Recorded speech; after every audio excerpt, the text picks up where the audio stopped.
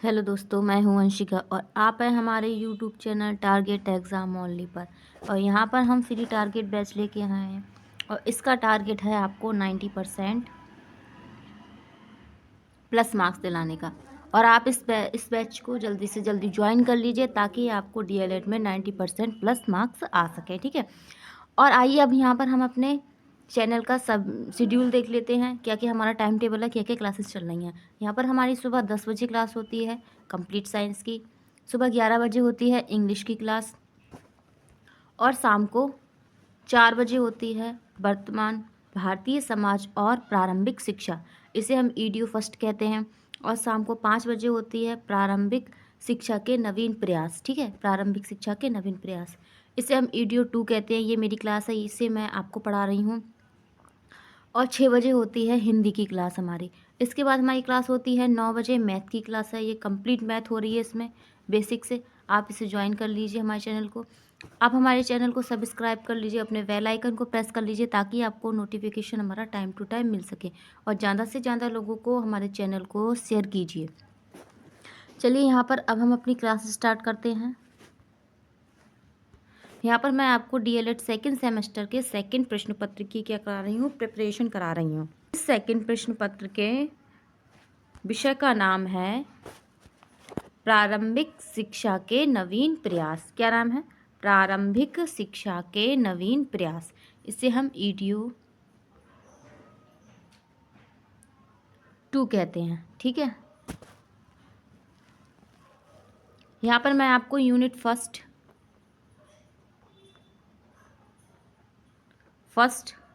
और सेकंड जो है कंप्लीट करा चुकी हूँ। आप मेरे डिस्क्रिप्शन बॉक्स में मेरी प्लेलिस्ट में जाकर मेरी क्लासेस देख सकते हैं, बाकी की क्लासेस। चलिए यहाँ पर हम अपनी क्लासेस स्टार्ट करते हैं। हमारी थर्ड यूनिट का नाम है प्रारंभिक शिक्षा के विकास हेतु संचालित कार्यक्रम एवं परियोजनाएं। प्रारंभिक शिक्षा के विकास हेतु संचालित कार्यक्रम एवं परियोजनाएं। ये परियोजनाएं और कार्यक्रम कहाँ के हैं? उत्तर प्रदेश के, हमारे यूपी के प्रोग्राम है। ठीक है।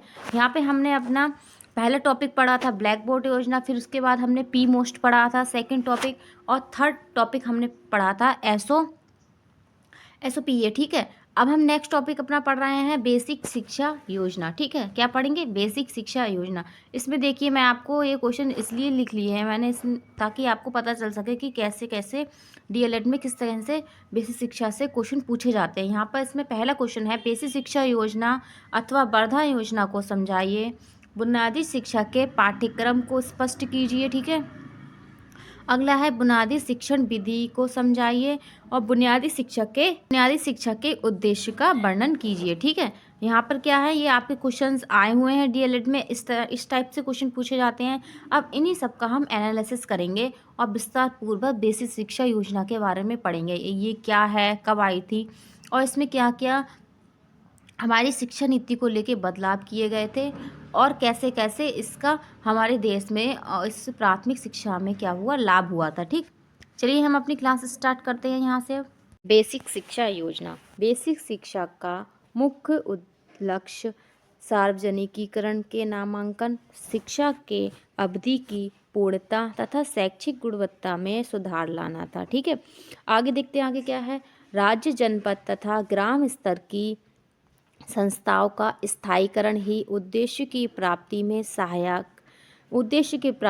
सहायक हो सकता है। शैक्षिक नियोजन तथा प्रबंधन का विकेंद्रीकरण तथा उनकी जो प्रभावकारी में वृद्धि करना ही इस परियोजना का था महत्वपूर्ण अंग था।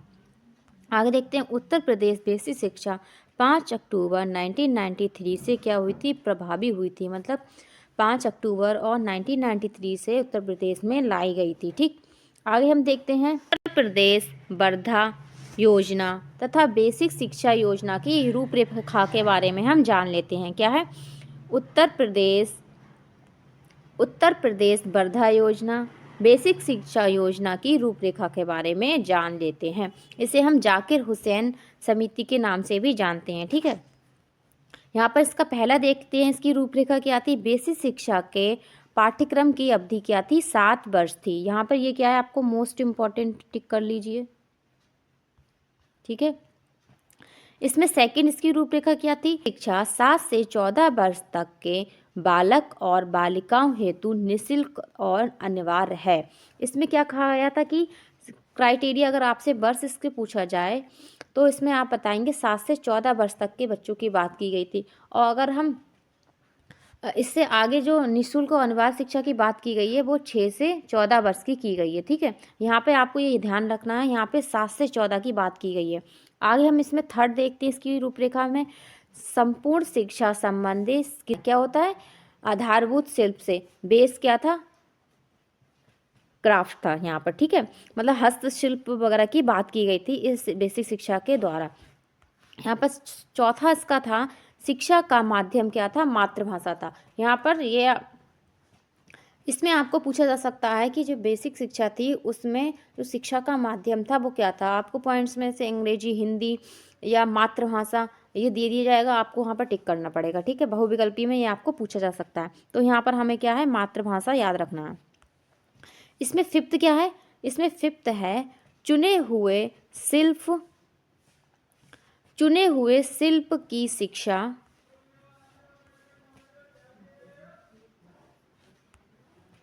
चुने हुए शिल्प की शिक्षा छात्रों को इस प्रकार दी जाती है कि वह बालकों को अच्छा शिल्पी बनाकर उनको स्वावलंबी बना सकें। ठीक है, यहाँ पर ये बेसिक शिक्षा के द्वारा ऐसी शिक्षा दी जाती है कि बच्चों को हस्तशिल्प चीज़ें सिखाई जाएं ताकि वो आगे अपना चल के क्या है इस शिक्षा को आगे भी मतलब कि यूज कर सकें, अपने क्या व्यवसाय में यूज कर सके और उसका उपयोग ला सके इस शिक्षा का। ठीक है, यहाँ पर ये क्या था? यहाँ पर हमने इसकी क्या रूपरेखा देखी है।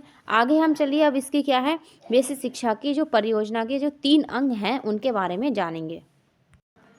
बेसिक शिक्षा परियोजना के 3 अंग हैं। इसके क्या है? 3 क्या है महत्वपूर्ण अंग हैं। ठीक है, इसमें पहला अंग क्या है? संस्थागत क्षमता में वृद्धि करना, संस्थागत क्षमता में वृद्धि करना। नेक्स्ट सेकंड हमारा अंग क्या है? इसमें गुणवत्ता में सुधार तथा पूर्णता, गुणवत्ता में सुधार तथा पूर्णता। थर्ड पॉइंट हमारा इसमें क्या है? बेसिक शिक्षा तक पहुंच में सुधार, बेसिक शिक्षा तक पहुंच में सुधार। ठीक है, आइए अब हम इसके बारे में डिटेल में पढ़ लेते हैं कि ये तीनों जो अंग हैं हमारे इनमें क्या कहा गया है। संस्थागत क्षमता में वृद्धि, संस्थागत क्षमता में वृद्धि, इसके अंतर्गत राज्य, जनपद, स्थानीय स्तरों पर नियोजन एवं प्रबंधन सहयोग प्रदान करने वाली इकाइयों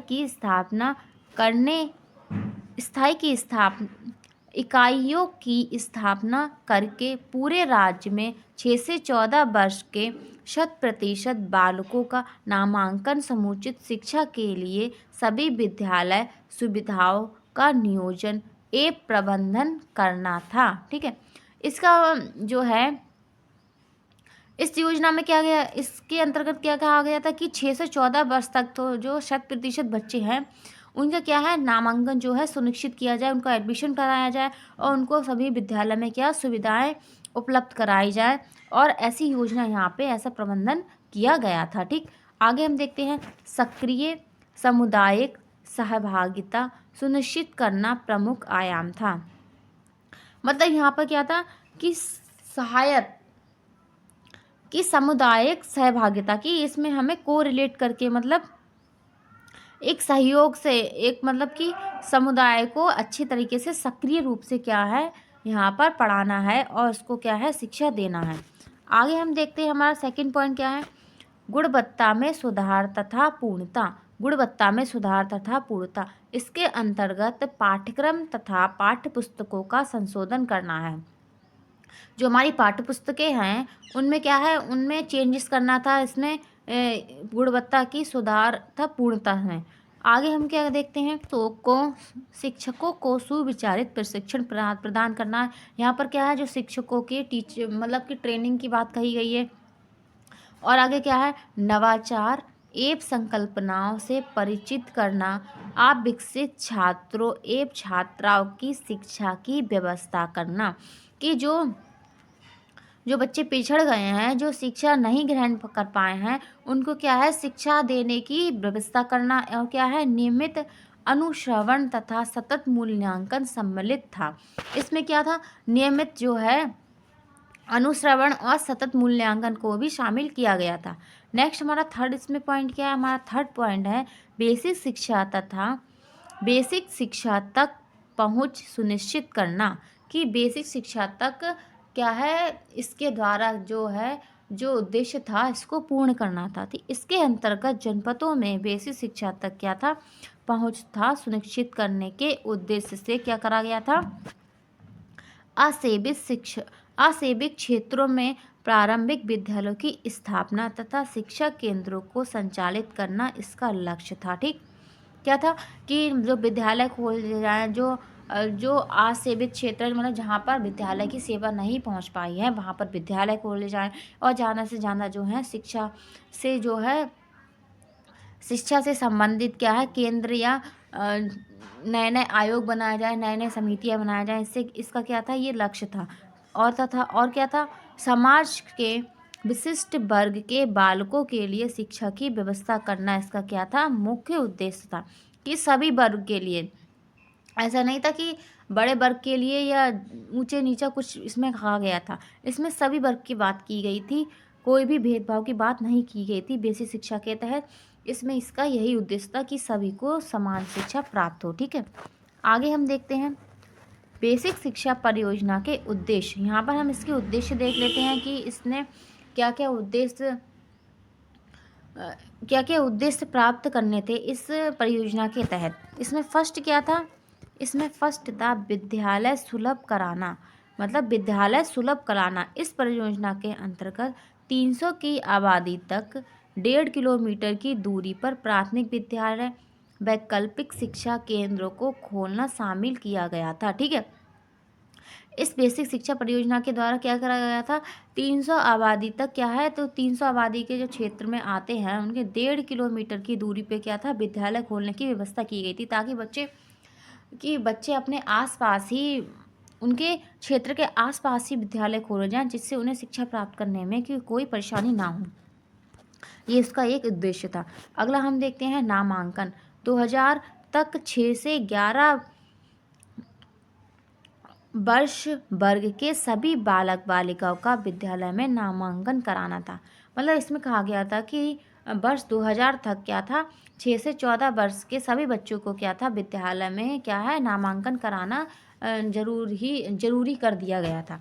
इसका ये एक उद्देश्य था। आगे हम इसका थर्ड उद्देश्य देखते हैं, क्या है, उपलब्धि प्राप्त करना। क्या है, उपलब्धि प्राप्त करना। वर्ष 2000 तक विद्यालय में नामांकन छात्रों की न्यूनतम अधिकतम स्तर की दक्षताएं विकसित करना था, कि 2000 तक उन बच्चों को क्या है, निपुण बना देना है, उनके अंदर जो दक्षताएं हैं उनको क्या है, विकसित करना है, उनका सर्वांगीण विकास करना है। अगला हमारा फोर्थ पॉइंट क्या है, सतत शिक्षा। क्या है, सतत शिक्षा। लगभग 5,000 की ग्रामीण क्षेत्र की आबादी पर सतत शिक्षा की सुविधा प्रदान करना था, इसका क्या था, उद्देश्य था। कितना था, 5,000 की ग्रामीण आबादी। यहाँ पर आपको पूछा जा सकता है कि जो बेसिक शिक्षा थी उसमें जो सतत शिक्षा सुधार प्रदान करने के लिए कितना क्राइटेरिया दिया गया था, कि कितने क्षेत्र की बात करी गई थी। तो आप यहाँ पर 5,000 ग्रामीण क्षेत्र की बात करेंगे। यहाँ पर क्या है, यहाँ पर इम्पोर्टेंट है ग्रामीण। ठीक है, यहाँ पर ग्रामीण क्षेत्र की बात ज़्यादा की गई है। आगे हम देखते हैं उत्तर प्रदेश बेसिक परियोजना अथवा उत्तर प्रदेश सभी के लिए शिक्षा परियोजना के मूलतः 2 कार्य थे। इसके क्या, 2 मोस्ट इम्पॉर्टेंट जो कार्य थे वो यहाँ पर हम जानेंगे क्या थे। यहाँ पर इसका फर्स्ट कार्य था प्रबंधकीय व्यवस्था। क्या था, प्रबंधकीय व्यवस्था। प्रबंधकीय व्यवस्था के लिए राज्य स्तर पर राज्य परियोजना परिषद, जनपद स्तर पर जिला शिक्षा परियोजना समिति और विकास खंड स्तर पर ब्लॉक शिक्षा समिति तथा ग्रामीण स्तर पर ग्राम शिक्षा समिति का गठन किया गया था। यहाँ पर देखिए इसमें जो इम्पोर्टेंट जो गठन किए गए थे उनके बारे में दिया है। यहाँ पर एक जो है राज्य परियोजना परिषद, जनपद जो है जिला शिक्षा परियोजना समिति और विकास खंड स्तर पर ब्लॉक शिक्षा समिति और ग्रामीण स्तर पे क्या है, ग्राम शिक्षा समिति का क्या है, गठन किया गया था, जिससे हमारी शिक्षा को ज़्यादा से ज़्यादा बढ़ावा मिल सके और हमारे देश में जो है, जो हमारे यूपी में है, जो शिक्षा जो है ज़्यादा से ज़्यादा लोग प्राप्त कर सकें। अब हम नेक्स्ट इसका कार्य देखते हैं क्या था। अगला कार्य था अकादमिक व्यवस्था की प्रबंधकीय व्यवस्था के अंतर्गत राज्य स्तर पर राज्य शैक्षिक प्रबंधन एवं प्रशिक्षण संस्थान सीमैट, जनपद स्तर पर जिला शिक्षा एक प्रशिक्षण संस्थान जिसे हम क्या बोलते हैं, डाइट बोलते हैं, विकास खंड स्तर पर ब्लॉक संसाधन केंद्र BRC बोलते हैं जिसको हम, ठीक है। आगे क्या है, तथा अन्य पंचायत स्तर पर न्याय पंचायत संसाधन केंद्र, इसे हम शॉर्ट फॉर्म में क्या बोलते हैं, NPRC बोलते हैं, ठीक है, की स्थापना की गई। यहाँ पर आपको ये बहुत ही इम्पोर्टेंट बताया गया है, ठीक है, कि इसके द्वारा किसकी स्थापना की गई थी। आपको यहाँ पे पूछा जा सकता है, या तो आपको ये बहुविकल्प में पूछा जाएगा, आपको ये पॉइंट्स दे दिए जाएंगे, इनमें आपको बताना होगा यहाँ पर बेसिक शिक्षा के द्वारा किन किन चीज़ों की स्थापना की गई थी, ठीक है। तो ये आपको बहुत ही इंपॉर्टेंट है, आप ये यहाँ पर ध्यान से पढ़िएगा। इसे एक बार मैं और रिपीट करती हूँ। प्रबंधकीय व्यवस्था के अंतर्गत राज्य स्तर पर राज्य शैक्षिक प्रबंधन एक प्रशिक्षण संस्थान, इसे हम क्या बोलते हैं, सीमैट बोलते हैं, ठीक है। जनपद स्तर पर जिला शिक्षा एवं प्रशिक्षण संस्थान, इसे हम क्या बोलते हैं, डाइट बोलते हैं। विकासखंड स्तर पर ब्लॉक संसाधन केंद्र, ठीक है, BRC, तथा न्याय पंचायत स्तर पर न्याय पंचायत संसाधन केंद्र NPRC की स्थापना की गई थी। यहाँ ये दोनों ही चीज़ें क्या हैं, बहुत ही इंपॉर्टेंट है। आइए अब हम आगे चलते हैं। आगे हमारी बेसिक शिक्षा के द्वारा क्या दिया गया है, इसमें कहा गया है बेसिक शिक्षा परियोजना के कार्य तथा क्रियान्वयन। अब हम इसके कार्य देख लेते हैं, इसके क्या क्या कार्य थे, ठीक है। आप पहले मेरी क्लास को लाइक कर दीजिए और हमारे चैनल को सब्सक्राइब कर लीजिए और अपने बेल आइकन को प्रेस कर लीजिए ताकि आपको नोटिफिकेशन टाइम टू टाइम हमारी क्लासेस का मिल सके और आप इस फ्री टारगेट बैच का क्या है, लाभ उठा सकें। ये बैच आपके लिए है, इसीलिए आप इसे ज़्यादा से ज़्यादा लोगों को शेयर कीजिए ताकि और लोग भी इस फ्री बैच का फ़ायदा उठा सकें। चलिए अब हम अपनी बेसिक शिक्षा की तरफ आते हैं। हम इसके कार्य देखते हैं क्या दिए गए हैं। बेसिक शिक्षा परियोजना के प्रस्तावित मुख्य कार्य तथा उसकी क्रियान्वयन की स्थिति निम्न थी, ठीक है। इसमें पहली क्या थी, राज्य शैक्षिक अनुसंधान और प्रशिक्षण परिषद का सुदृढ़ीकरण के द्वारा शिक्षण प्रशिक्षण कार्यक्रम तथा पाठ्य पुस्तक सामग्री निर्माण, मूल्यांकन, तकनीकी तथा दक्षताओं का विकास किया जाना प्रस्तावित की गई थी, ठीक है। इसमें इसका पहला कार्य था। अब हम सेकंड कार्य की तरफ चलते हैं। हमारा सेकंड इसमें कार्य क्या था, इसमें सेकंड कार्य था पर बिंदु पाठ्यक्रमों, सामग्री निर्णय, मूल्यांकन, तकनीकी तथा दक्षताओं का विकास किया जाना प्रस्तावित किया गया था, ठीक। आगे नेक्स्ट देखते हैं क्या दिया है। आगे नेक्स्ट थर्ड पॉइंट दिया है, राज्य शैक्षिक प्रबंधन एक प्रशिक्षण संस्थान के अंतर्गत शैक्षिक प्रबंधन में पुष्टिकरण को दृष्टिगत करते हुए एक अलग संस्थान की स्थापना की गई थी, ठीक। यहाँ पर थर्ड हमने इसके कार्य देखे। अब इसका फोर्थ कार्य क्या है, प्रत्येक जिले में क्या है, ये बहुत ध्यान से पढ़िएगा। प्रत्येक जिले में जिला शिक्षा एक प्रशिक्षण संस्थान के अंतर्गत जनपद में शिक्षा की गुणवत्ता का उन्नयन, उनकी दक्षता का विकास, उनकी अनुश्रवण एवं सतत मूल्यांकन करने के उद्देश्य से क्या किया गया था, डाइट की स्थापना की गई थी। अब यहाँ पे आपको क्वेश्चन पूछा जा सकता है कि डाइट की स्थापना क्यों की गई थी। वहाँ पर आपको यही बताना है कि प्रत्येक जिले में जिला शिक्षा एवं प्रशिक्षण संस्थान के अंतर्गत जनपद में शिक्षा के शिक्षा की गुणवत्ता तथा उन्नयन, उनके दक्षता का विकास, उनकी अनुश्रवण एवं सतत मूल्यांकन करने के उद्देश्य से क्या था, डाइट की स्थापना की गई थी। यहाँ पर आपको डाइट की फुल फॉर्म भी पूछ ली जाती है, तो आप यहाँ पर इसकी डाइट की फुल फॉर्म भी अच्छे से याद कर लें। आगे हम देखते हैं इसकी फिफ्थ पॉइंट क्या था, इन संस्थाओं पर नई शिक्षा परिषद का इन संस्थाओं पर नई शिक्षा परिषद का सुदृढ़ीकरण विकसित खंड तथा न्याय पंचायत के अंतर्गत सूक्ष्म योजना का सूक्ष्म स्तर तक कार्यान्वयन एवं अनुश्रवण हेतु विकास खंड एवं न्याय पंचायत स्तर पर शैक्षिक संदर्भ केंद्र के रूप में संचालित किया जाए। यहाँ पर यही कहा गया था कि नए नए क्या है, नई नई चीज़ों को स्थापना की जाए और यहाँ पर की गई थी, जिससे क्या है हमारी शिक्षा में सुधार आ सके और सभी के लिए शिक्षा जो है उपलब्ध कराई जा सके। नेक्स्ट हम इसमें देखते हैं 6 नंबर क्या है, समप्राप्ति के अंतर्गत पाठ्यक्रम अध्ययन सामग्री का निर्माण तथा शैक्षण अधिगम का निर्माण प्रस्तावित है, जो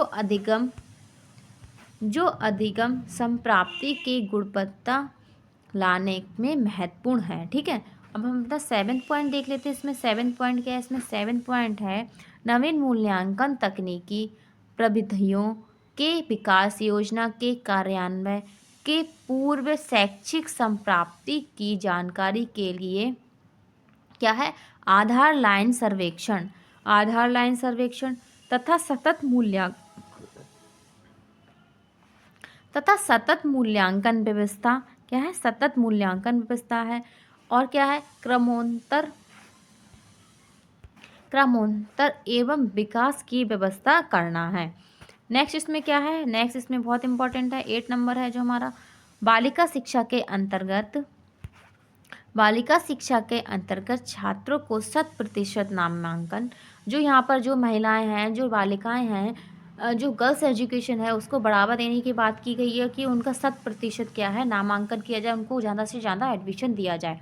और क्या, क्षेत्रीय आवश्यकताओं के अनुरूप शिक्षा केंद्रों की स्थापना, शिशु शिक्षा केंद्र की स्थापना बालिका शिक्षा के उन्नयन के क्रम में एक क्या है प्रयास था। ठीक है, यहाँ पर बालिका शिक्षा को भी बढ़ावा देने की बात की गई थी। आगे चलिए हम देख लेते हैं बुनियादी शिक्षा का पाठ्यक्रम क्या था। ठीक है, देखते हैं कि बुनियादी शिक्षा का जो पाठ्यक्रम दिया गया था वो क्या दिया गया था, इसके बारे में आपको पूछा गया है और इसके बारे में पूछा भी जाता है। ठीक है, DLED में। चलिए यहाँ पर हम अपने फर्स्ट देखते हैं हस्तकौशल एवं उद्योग के अंतर्गत कताई, बुनाई, बागवानी, कृषि, कष्टकला, चर्म कार्य, पुस्तक कला और क्या है मिट्टी के बर्तन और मछली पालन आदि क्या थे शामिल थे। ये क्या थी, ये चीज़ें क्या थी, हमें सिखाने के ऊपर जोर दिया गया था इस बुनियादी शिक्षा के तहत, ताकि हम क्या अपना व्यवसाय कर सके, अपना कुछ शिक्षा प्राप्त करते। इसमें सेकंड क्या है, इसमें सेकंड है मातृभाषा पर बल। क्या था, मातृभाषा पर बल। बुनियादी शिक्षा में मातृभाषा पर क्या था, बल दिया गया था। ठीक, इसमें थर्ड पॉइंट क्या है, थर्ड पॉइंट है हिंदुस्तानी हिंदी। क्या था, हिंदुस्तानी हिंदी। क्या था, हिंदुस्तानी हिंदी पर बल दिया गया था। ठीक है, फोर्थ पॉइंट देखते हैं, हिंदुस्तानी हिंदी पर बल दिया गया था। अब यहाँ पर हम अपना फोर्थ व्यवहारिक गणित, यहाँ पर हमारा फोर्थ पॉइंट क्या है, व्यवहारिक गणित। यहाँ पर क्या है, इसमें नापतोल और क्या है अंक गणित, बीजगणित, रेखा गणित आदि क्या थी समाहित थी। यहाँ पर ये कहा गया था कि हमें बच्चों को ऐसी गणित सिखानी है जिससे अपने वो दैनिक जीवन में यूज कर सके। ठीक है, यहाँ पर फिफ्थ पॉइंट था कि सामाजिक विज्ञान में कौन कौन से विषय होने चाहिए, इतिहास होना चाहिए, भूगोल, नागरिक शास्त्र और सामाजिक अध्ययन विषय क्या थे शामिल किए गए थे। इसके द्वारा क्या है हम अपने सामाजिक विषय के बारे में जान सकते थे। इसमें यहाँ पर अब हमारा क्या है, ये हमारी क्लास कंप्लीट हो गई है। ये हमारी क्लास थर्ड यूनिट की हमारी ये क्लास थी और इसमें हमने आपको आज बुनियादी शिक्षा, बेसिक शिक्षा या वर्धा योजना के बारे में बताया था। आप यहाँ पर एक पॉइंट और जान लीजिए कि वर्धा जो है, ये वर्धा क्या है, ये महाराष्ट्र की एक जगह का नाम है। क्या है, वर्धा है, एक महाराष्ट्र में एक जगह है, उसका नाम ये वर्धा है, इसलिए इसका नाम क्या, वर्धा योजना पड़ा। ये वहाँ पर ही शुरू की गई थी। ठीक, यहाँ पर ये क्लास हमारी कंप्लीट होती है। आपको हमारी क्लास अच्छी लगी है तो आप हमारी क्लास में लाइक कर दीजिए और कमेंट कीजिए आपको हमारा पढ़ाया हुआ कैसा लगता है, ताकि हमें मोटिवेशन मिल सके और अगर कुछ गलतियाँ होती हैं तो हम उन्हें चेंजेस कर सकें और उन्हें सुधार सकें। ठीक है, आप हमारे चैनल को सब्सक्राइब कर लीजिए, अपने बेल आइकन को प्रेस कर लीजिए ताकि आपको हमारा टाइम टेबल क्लासेस का टाइम टू टाइम मिल सके, ठीक है? और ज़्यादा से ज़्यादा इस क्लास को लोगों को शेयर कीजिए ताकि वो भी इस फ्री टारगेट बैच का फ़ायदा उठा सकें। धन्यवाद।